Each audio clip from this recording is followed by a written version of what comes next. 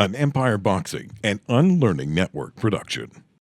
Boxing fans, welcome back to the Empire Boxing Podcast. I'm your host, Coach Jay, and I have the pleasure of introducing RONNY RIOS. He boasts a record of 34-4, 17 coming by way of knockout. He has held the WBC NABF Super Bantamweight title since 2019.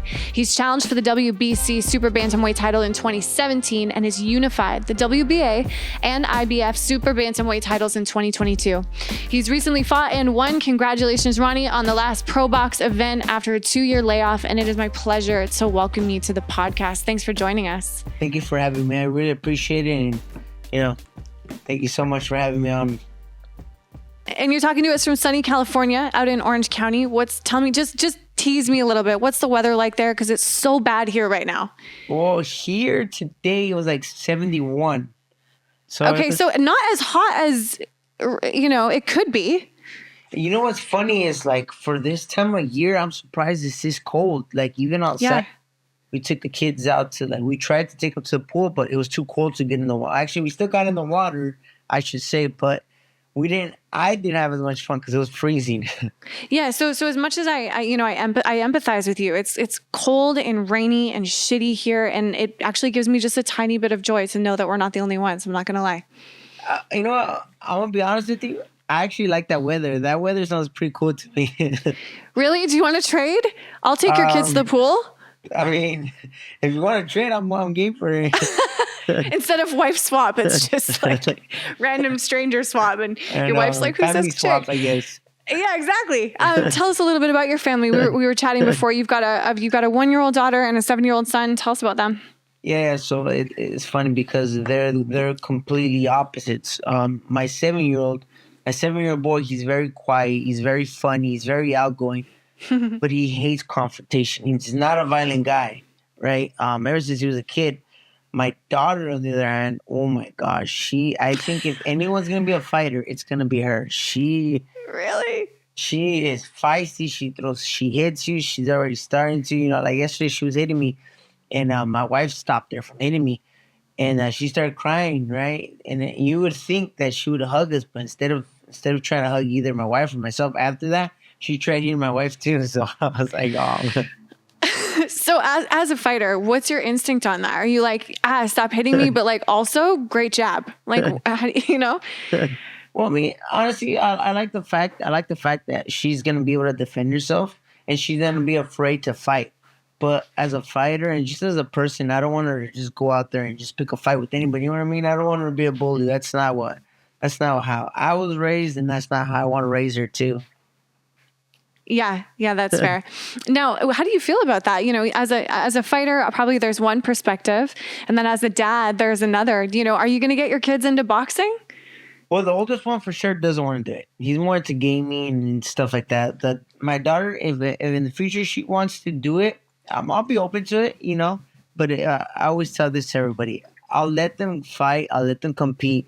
But if I see that their dedication's not there, or they're not really taking it serious, I know that this is a very dangerous sport, physically, but mentally it's just as dangerous because you get all these feelings and stuff like that. And especially if you go out to a fight not prepared to the best of your ability and you lose, sometimes that can be worse than physical damage. Yeah, that's a really important aspect of boxing and the fighter's life that, I think the average fan doesn't really realize. Yeah. Putting that into words as well as you did, that mental battle that goes well beyond the actual fight itself. Yeah. How did you deal with setbacks and triumphs in your career? So I always say this to everybody, even to this day, whether they're in boxing, whether they're in other sports, school, I always tell people, make sure you surround yourself with the right people, because sometimes you think they're the right people, but they're not. You want to surround yourself with people that are going to be by your side, win or lose, money, broke, doesn't matter what it is. But as long as they're by your side, they treat you the same. They still invite you to come over to your house, because you will have those people that stop coming around, that don't invite you anymore. And then when you come back and you start doing good, they have the best excuses as to why they stopped coming around. And obviously you believe them because they're your friends, and you're like, oh, I've known this person for such a long time, but you have to come with the realization that, oh, you know what, that those are all just excuses. Just like in boxing, if I Mm-hmm. go out there and I lose a fight, I'm gonna say, oh, he was a better fighter than I. I'm not gonna put up excuses and say, oh, you know what, this and that. That's just not my style. And the other fighters do it, and I'm not, that's on them. But me personally, I like to say, you know what, man, it wasn't my night. He figured me out. He caught me with something I didn't see coming. Plain and simple. I don't need to go out there and say, oh, this and that. That's not my style. Mm. Yeah. So important to be able to take that ownership and Yeah, of course. responsibility for yourself. Now, take us back to the early days. You're originally from Compton, California, correct? Yeah, I lived there till I was 4, and then my parents Wow. got a divorce, and then I relocated to Santa Ana. And it's funny because I've been here since I was 21, 22, I should say, when I got married. No, sorry, 24. Actually, my wife and I, we got married. We got an apartment in Santa Ana. And then we ended up moving to Costa Mesa for like a year. And then we moved back to Santa Ana. Then we moved to like Irvine for a year, Orange. But we always come back to Santa Ana because to me, or actually to my wife and I, that's home. My mom is here. Her parents are here. My siblings are here. Her siblings are here. So Santa Ana to us is home, and we came back. We bought a place here, and honestly, I don't see myself moving. And that's where you're raising this lovely family full of feisty little 1-year-olds Yeah, and quiet, non-confrontational of 7-year-olds. I course. love it. Now, when did boxing come into your life? When I was third. Actually, I was like 12. I started like messing around on the streets with like friends. We would just put on the gloves and we would spar without headgear, without cup, without mouthpiece. And then finally, my uncle took my older brother and I to the boxing gym. When I was 13, I was about to be 14, 2.5 months later. So I was there for about 3.5 months. And then I had my first amateur fight. And then, I racked up a decent amateur record. I won some big nationals. I actually made it to the Olympic trials within 3.5 years from starting going to the gym to actually, from to then. So 3.5 years, I made it to the Olympic trials. Not bad. I placed bronze. I was asked to be an alternative, which I turned down. I came back. I won a few more nationals, and then I went pro. After a little bit of fights, we ended up signing with Golden Boy, and then just the rest just kept trying to win that national title. Wow. I want to go back to kind of the transition. I think for a lot of our listeners too, the transition is from amateur to pro is really, interesting to people because there's a multitude of reasons as to when a fighter's ready, why they're ready, who's encouraging them, the hesitations they might have. So tell us about your specific experience going from, amateur and turning pro. The difference is in the amateurs, you fight a lot more frequently. You fight one day, another day, another day. And so you got to keep making weight throughout these days. And when I was in the amateur, not anymore, we had headgear. So, you feel more protected back then because you had headgear. Now, from what I heard, the amateurs, they don't have headgear, which, I was, when I heard about that new regulation come into effect, I was kind of against it because, you can still collide heads and stuff, even though they still have bigger gloves in the amateurs because I believe they're at like 10s or 12s. You can still collide heads, especially without headgear, and that's a lot of scar tissue on your body. You don't want to have 3-4 years in the amateurs, and let's just say you keep getting cut and cut over the eye. By the time you go in the pros, you don't want to have that scar tissue on your eye. That's why I've always been against the no headgear policy. Interesting. And then what were some of the main factors in why you decided to turn pro when you did? I just felt like ever since I've been boxing, I've always wanted to be a world champion. And, you could become a world champion, but not the belts that I wanted in the amateurs. That's the reason. I've always been out to win a world title just to say I can do it to myself. Because, ever since I was a little kid, I would always tell myself, I know I can do it. I know I can do it. I know I could. And there was a point after I had lost to MJ that I was just like, you know what, I'm done. I couldn't do it. I took some time off, and I started working at a regular job, and a year went by and I kept working. I got a little heavier. Okay, I take it back. I got heavier, not a little heavier. I gained some weight. So I told my wife, I was like, you know what, I'm gonna go start going to the gym because I was like, I feel sluggish, I feel big. So I started going back to the gym. I started going to raw time boxing, because of my schedule and stuff like that. So I started going there at nights, and I started going. I was like, man, I started missing it. I started missing up the gloves, the competing, the making the weight. Even though when you're making weight, that's the worst feeling in the world. You miss it. I missed it. I missed all that stuff. I missed the hunger, the thirsty part, the nerves you get, like the good nerves, because I like to categorize two different kinds of nerves. There's nerves that you can get that are those good nerves, the ones that you can control, and then there was one time that I did get nerves. We just, it was just you can't control it. It's hard to say. So I missed the good nerves, and I told my wife, I was like, you know what, babe? I was like, I miss it. I was like, I'm gonna try to spar, try to lose weight. So I started training harder. I started losing weight. I lost like 22 pounds, I think. I was like 22 pounds in about a month and a half, 2 months. Then I started sparring. And I want to be honest with you, I did terrible the first time I was at sparring. I did terrible. I remember I did terrible. I was like, man, I wasn't doing good. And one day I did really, really bad. And I came home and I was really down. I was like, man. My wife came in with the kids. And she's like, what's wrong? Because my wife can read me. She said, what's wrong? I was like, babe, I did terrible. And honestly, I had never told her. I had never told anybody at that point up until now. When I came home, I was so unhappy with the way I sparred. I was like, you know what, man? I was like, I think the best is behind me. I think it's time to hang them up. I think it's time to do something else. And I was here, and I wasn't crying, but I felt like deep down inside I was crying. My wife was just like, well, babe, she said, you don't have a fight. You're not training seriously. You're just barely starting off. You can't be too hard on yourself. But I never told her I felt like hanging him up. And she's like, you know what? Take today off. You'll come back stronger. It's like, just learn from your mistakes, And I was like, damn. I was all like, she's like, stop being. I don't know if I can say it here, but she says, stop being a little. Say it. It's fine. That's it. She's like, stop being a bitch. And I was like, damn.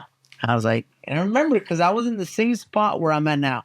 I remember we were in the kitchen, not in this chair specifically, but I was in the kitchen in my house. And she said, come on. She's like, yeah, don't think about today. Just get over it. And I remember I was like, because at that point I was like, I'm done. I'm not going back. So I was like, you know what? I was like, let me take a couple of days off. So I told my coach, I was like, hey, let me take a couple of days off. My coach, Chewy. And he's like, hey, you know what, dude? He's like, go ahead. We've been training really hard. Take some time, because I did see you get tired. Take some time and then come back in 5 days. I was like, all right. So I went home. Within those 5 days, I really had to ask myself, do you want to do this? And I was like, it's now or never. It's like, you can't look at the past. You can't dwell on the past. You can only remember it and learn from it and move forward. And then you really have to ask yourself, can I do this? And I did. And I was like, I can do this. I was like, I can do this. I got 2 kids. I'm not doing this just for my kids and my wife and my family. I'm doing this because I want to be able to tell myself after everything is said and done, when I'm older, when I have gray hair, I want to tell myself, I knew I could win a world title and I got there and I did it. That's when I was like, you know what? I was like, all right. Like, it's time to get my head out of my ass, start training hard. And I did. We started sparring more frequently. Everything was going better. And then that's where I reached out to Robert Diaz, who, thank goodness he's stayed by my side this whole time, win or lose. I reached out to him, hey, Robert, I was like, I really want to fight now. Like, let's make it happen. Sure enough, he got back to me a couple of days. Like, hey, you know what? I got Pro Box. They're the most reliable people I've been talking to so far. Sure enough, I was like, all right, let's do it. Give me a date. Okay. Well, actually, let me backtrack. Prior to that, I had talked to another promoter. This was like early October. I was like, give me a fight. So he's like, okay, I'll get you a fight. So we were training for that fight on October 28th. We were supposed to fight December 9th. On October 28th, my wife and I, we get a call that my brother-in-law passed away on that day. So I was like, damn. I remember we woke up because, we heard at night, it was like 12 at night. They told us that he had passed away from a heart attack.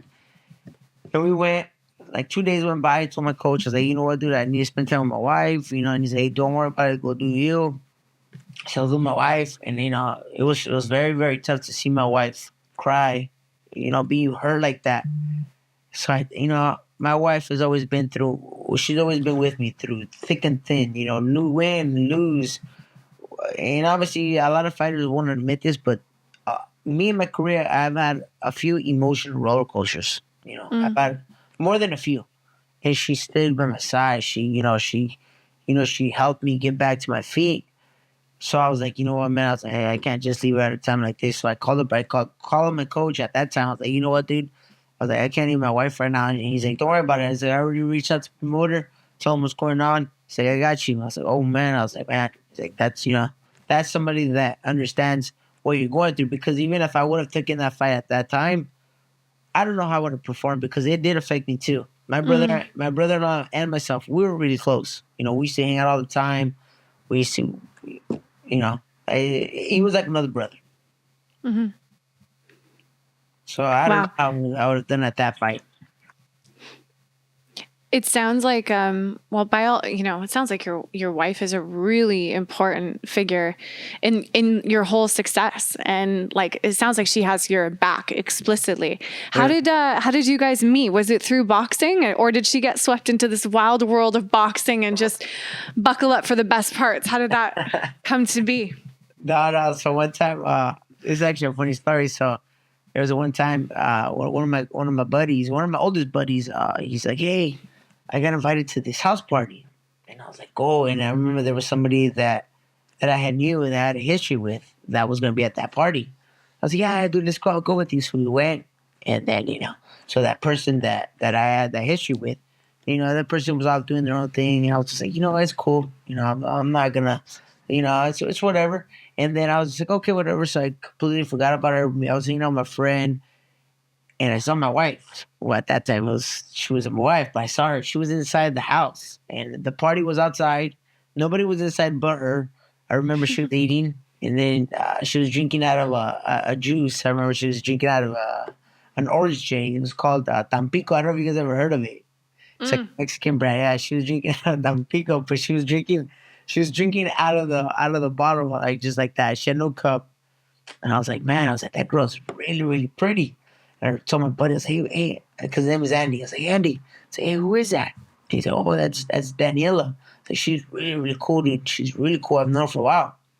So sure enough, she was inside the whole time. I was like, man, when is she going to get out? So, like, the whole party, I was like, I'm not stalking her, but I kept looking at her. She was inside.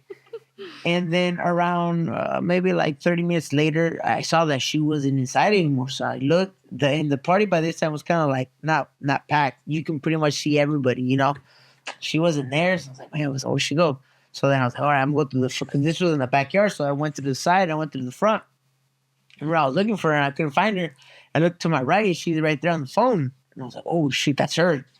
And then she hangs up the phone, and I was like, hey, no, I can't walk you straight. And then I walked back, and I was acting like if I was looking for another friend that we knew. I was like, hey, do you know where so-and-so's at? And she's like, yeah, he's in the back. And I was like, okay. And then so I walked past her, and I was like, hey, look, I'm actually not looking for my friend. I actually want to talk to you. And she's like, oh, I said, well, I remember she's like, that's kind of weird. And I was like, oh, man, this girl's kind of honest, right? I was like, that's kind of honest. So I was like, hey, can I have your number? And she's like, well, my cousin's picking me up. I'm kind of leaving. How about I have yours? And I was like, you know what? That never works. That never works. I'll give you my number. You never call me. And she's like, okay. She's like, I see that you're trying, so give me your number. And then her cousin pulled up. And I was like, oh, man. Her cousin was like kind of like gangster looking, right? I was like, oh, damn. I was like, man, I hope this guy doesn't come out of his car and, do something. Amazing. So then she gave me her number, and then from that moment, as soon as she took off, we started texting, like periodically. And we finally went on our first date.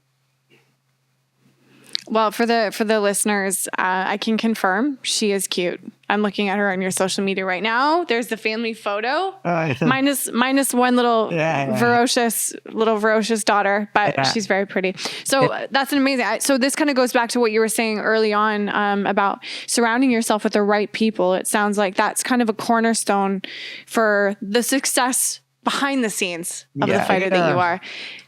Now I'm curious, like, it sounds like, I mean, you made a really dramatic impact in the amateur scene. Within 3 years, you were making your go for the Olympics. Who saw that in you early on, or how did you know that you possessed the ability to become a champion in boxing? Was it obvious? Did you have to dig for it? Tell us a little bit about that. Yeah, I mean, I'll be honest with you. My older brother, Salvador, he always pushed me, but also my previous coach too. He also pushed me too. You know, he gave me a lot. He's a very positive at that time guy, very motivational.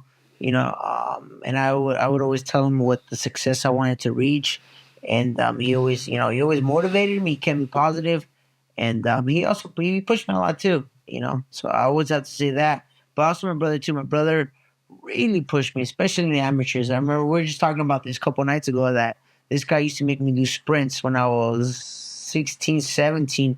And we were outside my mom's house like around 10, 11 at night with dumbbells walking around doing fireman carries, doing sprints with weights. And so, both of them actually helped me. And my uncle too. My uncle helped me out a lot too. I think those three really helped me, like, not just physically, but mentally too. Now, you trained with Hector Lopez, correct? That was the one I was referring to, yeah.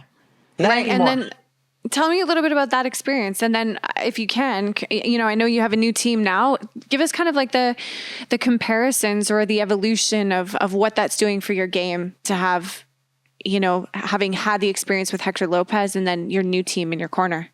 Yeah, well, Hector was he was a very fundamental guy. He's a very fundamental guy. He was he was positive at times. At first, he was he would always call you when you did a good day, when you had a good day in sparring. He would always motivate you, uplift you, and then once I transitioned to the new team, there's a huge difference, like they're very positive as well too. And they've also, like, the way they've taught me how to evolve is different too. Like, there's been times where I'll be fighting right-handed, and I'll turn around and I'll go southpaw, and then I'll go right back to right-handed and be like, "What are you doing?" He's like, "Why don't you mess around with southpaw?" And I was like, I was never taught that way, because my new coach, we were actually with the same coach in the past, Jesus Gutierrez. So I've known him since I was 13 years old too. We were both under Hector Lopez. So when he said, "Oh, mess around southpaw," I was like, "Well, I thought we were supposed to do that." He's like, "Why?" He's like, "Everyone else does it. Like, we have to evolve with the sport, right?" And I was like, "Damn!" I was like, "That's a good comparison." So that, and just like the way more movement and stuff like that. We're like, right now we're practicing a lot more movement. I know I didn't show it too much in my last fight because obviously style, you gotta kind of adapt to a style. And that guy was not the type of guy that's gonna come forward too much. So we kind of had to walk him down, rough him up a little bit, make it a little bit dirty because he was a little bit taller than me. So and he had a little bit of weight advantage too. So I didn't want to let that space in between too much. Right. And so the sort of, like, have you noticed that your style, I guess, first off, I'd love to ask you about the hiatus between kind of 2022 and 2024, kind of what was involved in that and how you've evolved since as a fighter coming into this last match. You're talking about the height? Like I've been... Your time away from boxing. Oh man. Honestly, it's super. It makes you hungry, It's like, I don't know. What's one of your things that you like to do? Me? Oh, Yeah. I mean, most recently, prior to that, boxing, of course. And then most recently, jiu-jitsu is what I compete in the most. Okay. But, like, what would you say has been one of your biggest passions in your whole life? Oh, man. That's a great question. Yes. I think sport. Something that you lose sleep over because you think about how can you improve, how can you do better. What's something that you would say is like one of your biggest passions ever? Yeah, I think sport. I think, sport has always been something for me that I've like lost sleep over. Okay, so you coach a lot of people a day, correct? Yeah, I've been a competitor in both boxing and grappling, and then I've coached for years. Yeah. Okay, let's just say how would you feel if you went 2 years without? If somebody were to tell you, "Oh, you can't train or you can't train anybody else," and then you go those 2 years, right, and you do something else that I mean, it doesn't suck, but it's not the same. You're not passionate about it. You go 2 years without that passion that you had. How do you think you're gonna feel? Ronnie, I wouldn't even feel like me. I wouldn't even feel like You're me, gonna the miss it, me right? that I know. Yeah, absolutely. Yeah, you're gonna see. So prior to this, there was always times where like we were getting ready for fights, and I would snack on candy, stuff that I shouldn't have. Not too much. Like I wouldn't drink, I wouldn't do any drugs, anything like that. But there were times where I would snack on, maybe something that I should have been eating. But when I came back after those 2 years, I was like everything was to the T, from rest to eating to working out. There was times where Coach Chu was like, you know what, dude, you're like, just go home, man. I was like, if you've been training for a while already, like go home, like, dude, you need to go rest. Rest is just as important. And then I would come home and, I would come home. Actually, it's funny. It's like I would come home and I would just be standing, like, for example, like here in the kitchen, right? And I'm eating, right? And I'm thinking about the combination that we've been working on. So that combination that I knocked down my last opponent with, we had been working on that for weeks already. So I'm thinking about that same combination. I'm eating my dinner, right? I finish, I get up and I start throwing that combination after I take my dinner to the sink. I started doing that again today, right? So I was like, okay, so they told me some good news. And I was like, okay, so we gotta do this, we gotta do this. So I started doing it. I locked my door, I put my alarm on, I walked outside. We have a ring camera. Okay. I totally forgot about the ring camera. And I started shadowboxing. And my wife sends me a clip. She's like, what the hell are you doing? Because she caught me on the ring camera. And she's like, I'm busting up. I'm laughing in my office right now. And I was like, I was all like, damn, babe, it was just, when you have a possible fight date, a possible opponent, for me at least, it gets very.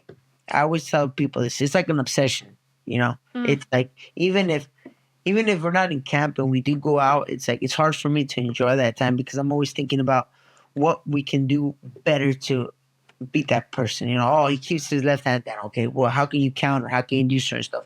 And that's always on my head. Even when I'm with my kids, like I always tell my wife, like, man, sometimes I feel bad because we'll be having fun and then I'll stop and then I start thinking about the fight. I start thinking about, okay, what can I do? How can I be more explosive, more sprints, more explosive workouts?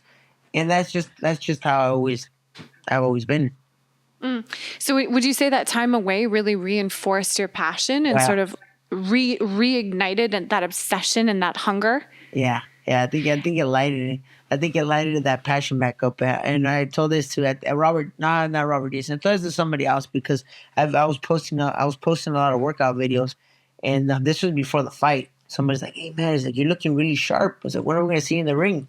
And I believe I didn't have a fight date at that time. And I was like, "You know what, man?" I was like, "I don't have a fight date, but I do have a burning." I have like passion that's burning in me. And I was like, I just gotta go let that bad boy burn, because I was like, damn, it's just, I don't know, it's hard to explain it. Yeah. Now, tell us a bit about, I'd love to know your experience with Golden Boy kind of early in your career. What was your experience like with them promoting you and how did you actually make the decision to sign with them? So obviously at that time, Golden Boy was like the new up and comer, younger fighters. Obviously Oscar De La Hoya were big fans of them. So they reached out to us. They actually reached out to my first manager, which is Frank Espinoza. And he's like, hey, you know what, they're interested. We went to go meet with them. It was super cool. And this is a thing I keep telling everybody, and I'm going to continue to preach about, continue to say this. When we first went to Golden Boy, everybody on the staff was cool. Eric, Carlita. I didn't really get to see Oscar too much, so I'm gonna be honest with you. I don't really have. I've spoken to him a few times, but nothing where I could say, "Oh, I remember what we talked about." Nothing like that. It was just like I asked him a few questions, but I built these relationships with everyone else, like Ramiro, but I built a relationship with Robert Diaz with him. So we started working with Golden Boy, and I started getting close to Robert Diaz. And I remember my very first loss, it was to Robertson Castellanos. I lost terrible. they tell me, hey, you have to go to the ER. And I was like, no, I'm fine. I'm fine. And all these, like, it's not that. It's just protocol because you lost by knockout. It's like, we had to take you. And I was like, nah, Dad, I just want to go home. I was like, man, I was like, I'm fine. He's like, no, we have to take you. So, okay. So they put me in the ambulance. I was thinking to myself, like, man, this sucks. It's like, I'm fine. We show up to the doctor. We show up to the ER. And who walks into the door? Robert Diaz walks into the door. And I was like, oh, crap. Yeah, I believe, if I'm not mistaken, he was the only one from Golden Boy that showed up to the ER. He said, hey, don't worry about it. You'll get back. Don't worry about it. And everybody touched me. He squeezed my foot because I was laying down on the gurney or whatever. He squeezed my foot. He's like, hey, don't worry, but he said in Spanish, like, vamos a regresar, campeón. Like, nothing changes. You're still part of the family. And he took off. And to me, that was just like, that was very touching because I had just lost. When a fighter loses, it's like, oh, a lot of people are gonna be like, oh, you know what? It's like he's not that good, especially because I lost to a guy that had over 10 losses. So they're like, oh, he's not that good. But Robert always still called me, still showed up, and I think that was the reason why I gravitated towards Robert the most. Now, when I came back this time, I never reached out to anybody but Robert. Actually, one the other promoter I told you, but it wasn't Golden Boy, it was somebody else because I have a friend that he's in communications with that promoter. But then I was like, you know what, man? I was like, I'm just gonna go back to the person I trust the most. And I called Robert. Sure enough, he made it happen. And it's like that's why I'm always giving him his credit because a lot of people don't see what happens behind closed doors. The people that make the fights, the people that set the fights, the people that are there with you through thick and thin, win or lose. And Robert Diaz has always been one of those guys, and he continues to be one of those guys. Yeah, and I think especially when boxing does possess a sometimes warranted rap of having, some shadier characters kind of behind the scenes that are actually involved with the matchmaking, taking advantage of the fighters, having men like Roberto Diaz that like stand out and are stand up, I think really means a lot to young fighters. And again, this seems to be something that's, part of your story is surrounding yourself with these people that you trust and that help push you and know you and are there for you through the ups and downs. And Roberto definitely seems to be one of those people in your story. Of course, like a lot of people, I just turned 34 years old. So when I lost to MJ, I was 32. Yeah, like 32. I was 32 years old. I didn't want to do this anymore, because obviously it's not just the loss itself. It's just stuff that happens behind closed doors that I don't want to get into at the moment. But, stuff that happens behind closed doors. And I didn't want to do this anymore, right? So after I lost, keep in mind, I lost, people probably think, oh, he's not that good. So I remember at that time, I didn't want to do this anymore. I hated boxing just because of what was going on behind closed doors. And I just lost. And I had no intentions of coming back. I had no intentions of ever lacing up my gloves. And I remember, I'm not going to say who it was. I'm not going to say, I just remember the date. It was June 25th, and then again on October 31st of 2022, where I had no intentions of coming back. During October, I kind of wanted to come back, but I wasn't specific. But I remember somebody told me, somebody that I used to work with. I was like, hey, look. I was like, you lost. You made the team look bad. You made him look good. Even if you wanted to come back to the ring, I wouldn't let you into the gym because you made us look bad. Robert never did that to me. And Robert, obviously, Robert's Robert. Mm-hmm. Wow. I mean, and these are the stories that the fans, they don't talk about, they don't know, but I think we can all kind of read between the lines that there's more going on than what pay-per-view shows us. But fights in general, I just, sorry to cut you off, but it's just, think about it. You just lost a fight that you were going to fight that it was for 2 belts. Biggest fight of my career.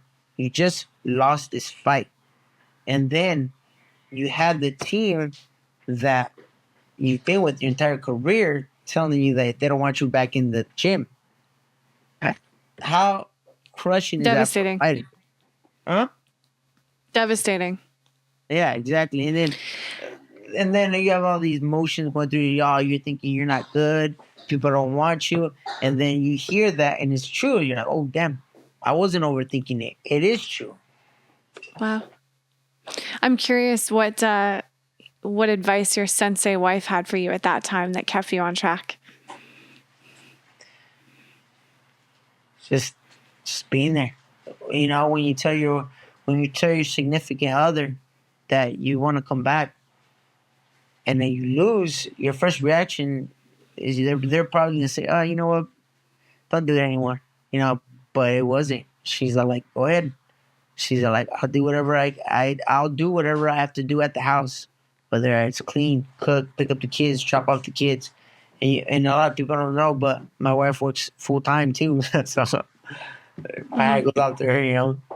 Mm-hmm. What kind of legacy do you want to leave in boxing, Ronnie?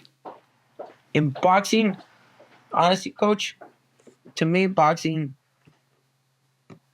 is probably what I want to do is I don't want to leave behind something where people can say it. What I want to leave behind, I want to leave behind a legacy where my boy, where my daughter, where my family, where my close friends can say he did it. Damn, if my dad can do it, I can do it too. You know, my friends can say, man, this guy said he was going to do it and he did it. That's my point. I want to leave behind a legacy for them, not for anybody to say, oh, you know, I don't want to go out in public and people say, oh, you know, congratulations, chef. That's not what I want to do. I want to do this because I want my family, my close friends to say, oh, man, if he can do it, we can reach our goals too. That's so powerful. Leaving the example and walking the walk for the people that are closest to you to witness. I think that's really special. Now, are you independent at this time, or since your comeback, are you signing with someone else? If so, like, you know, I'm with Pro Box. What's gone into that process? Pro Box? Okay. Yeah. Great. Yeah. And then are there any talks about, I mean, I know your last fight was still fairly recent, but are there any talks about what's next? There is, but I want to wait for them to say it, you know, because it's not much. Of course. Not materialized. It's not finalized yet. So I hope it can come to fruition. But I'm waiting for them to announce it. Hopefully, something. Of course. Okay. Well, we wait with you. Thank you. We're excited to hear what happens. So I would love to get, if you're open to it, I would love to get some of your thoughts and predictions on, you know, things that are coming up in boxing right now. I assume that you maybe have time between being a full-time fighter, full-time dad to watch some boxing of your own. Of course. Tell me what you think about the 5 versus 5, like the Queensbury versus Matchroom. Like, what do you think of that whole? I don't know. It's a really different look. Do you think that's good for boxing? What do you think about that? Great for boxing. I think that's great because you got two different promoters that are actually going to work together. And I believe I was reading yesterday that Eddie Hearn said that he's always been a big Frank Warren fan, but they've never worked together. From what I was reading, and he's saying that this is going to be cool now that they are. So, you know, when I was with Golden Boy, when I was with them, I always wanted to be like, oh man, it would be cool if Golden Boy, PBC, Top Rank, they can all work together. But a lot of the fights that I wanted to see, fans wanted to see, never came to fruition because, you know, people. But I think this is real good. I hope this can push other promoters to start working together. You know. Mm-hmm. Yeah, I mean, it would be a dramatic shift for boxing, but I think one that boxing's sort of positioning itself to be ready for a change.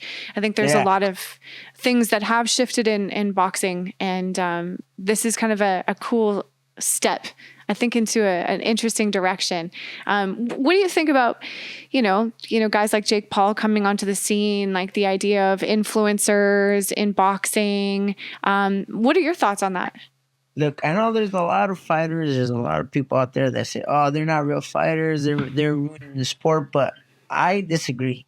They're bringing new fans into the sport, you know. And not only that, Jake Paul, from what I heard, he likes to pay the people that fight on his undercards. So my hat goes out to him, man. Because think about it: if they weren't fighting on his undercards and they were fighting for other people, they more than likely wouldn't have been making the same amount of money they are for fighting under his card. So, you know, kudos to him, man. He's helping out all these fighters. Like I said, my hat goes off to Jake Paul. and all these other influencers, because it's not just them that are fighting on the cards. It's other fighters too that are making money as well too. Yeah, I think it is admirable to put some respect on the checks of the people that are coming up too. Now, what do you think about, we got a heavyweight fight coming up soon. We've got Wilder versus Zhang on that 5-versus-5. Do you have a favorite in that fight? If so, why? I think honestly, I think I've been reading all about Wilder, and I feel like maybe because he did retire for a short period of time. If I'm not mistaken, he retired. You know, a lot of people don't know when a fighter takes time off and they think they're done. It's fire lights up. You know, maybe for him it could be the same too, and I could see him coming back strong. If not, it was a try. You know, it's like I always tell everybody when I wanted to come back, I was like, if I go out there and I lose, it's because he was a better fighter, not because you're overthinking all these thoughts and all this stuff. It's like, no, man, just go out there and leave it all out there in the ring. Do what your coach is telling you to do and leave it out there. A lot of fighters put these stuff on their heads like, oh, what's going to happen if I lose? What's going to happen? All this. And your mind starts to race and your mind starts to think. But when you have a loss and you retire, you come back and just like, you know what, dude, everything that I dreaded happened. All the fake people I had behind me, I lost them all. You know, all you have behind you are your real friends, are your real supporters. Yeah. Interesting. Well, we'll see what kind of fire he comes in with and see if you're right about that one. I hope he does. Yeah, you know, him and I were in the amateurs together, so I would love to see him come back and win a world title or two, you know? Yeah, amazing. And what about Frank Martin versus Gervonta Davis? Man, I've been watching highlights of Gervonta Davis, and I just, you know, I think the only person that I saw that gave him a little bit of problems was Pitbull. I mean, I still had him winning, but it's just styles make fights. I was just going to say styles make fights. Yeah, absolutely. Everybody's always saying, oh, he struggled with so-and-so. He can't be that good. I was like, dude, I was like, Muhammad Ali was one of the greatest fighters ever. And if people know their history, they're going to know that he struggled with Ken Norton. Ken Norton was viciously knocked out by George Foreman. I believe Joe Frazier also beat Ken Norton, if I'm not mistaken. So, like, you know, and obviously Muhammad Ali knocked out George Foreman. So, like, perfect example. Styles make fights. And then another one I wanted to pick your brain on was Raymond Ford versus Nick Ball. I'm about to go with Raymond Ford on this one. I think he's going to outbox him. Okay, amazing.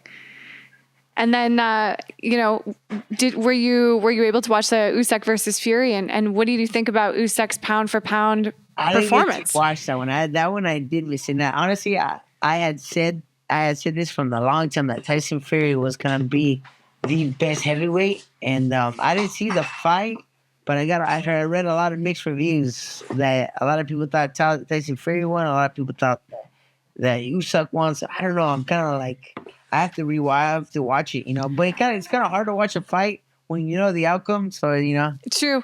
Well, good news is rematch clause. So they're going to have a rematch. So you can watch that one, and then I'll ask you what you thought about it after that fight. How's that? Well, sounds good. Sorry, that's my baby girl. Well, before she starts punching you, I wanted to ask you one more question. Just if you had advice for, you know, a young amateur or a young professional in the beginning of their career, you know, going through the roller coaster, as you called it, what advice would you give them? I would tell people if they're very passionate and they really love the sport, don't quit. No matter who quits on you, no matter who says what about you, don't quit. Even if you suffered a loss or two, there's so many fighters. Perfect example, Bernard Hopkins, Juan Manuel Marquez, that lost early on. Salvador Sanchez lost to somebody that a lot of people don't even know. But these guys still came back and still were Hall of Famers in my eyes. Some of the all-time greats. You know, Sugar Robinson, in my opinion, was one of the greatest fighters of all time. This guy has double-digit losses. Granted, they would fight more frequently, and they would, you know, back then. But still, my point is, like, you know, just because you have a loss, 2, 3, you know, it doesn't matter. I lost to a guy that had double-digit, like, 8 losses. So don't ever quit. If you love the sport, don't ever quit, no matter who quits on you. I love that. I can't think of a better note to end on. And thank you so much for your time. And yeah, it was an absolute pleasure to chat with you. And I look forward to witnessing that legacy that you intend to leave in boxing as well. Thank you. I'm just here giving it my all. You know, it's like I tell people all the time, I just want to give it my all. If I go out there and I lose, he's a better fighter. Something, you know, there's no shame in saying that. People always put so much pressure on themselves and say, "Oh, I'm gonna win, or I'm gonna do whatever I can to win." There's no quitting me. I'm never gonna quit. I don't care. You know, I don't care if I can't see what just happened in a fight. You can't see your hand hurts, etc., etc. I'm not gonna quit. I'm gonna leave it all out in the ring. You know, and that's just the way I'm gonna go about it. Make sure to listen, follow, and subscribe to Empire Boxing on Apple, Spotify, and YouTube.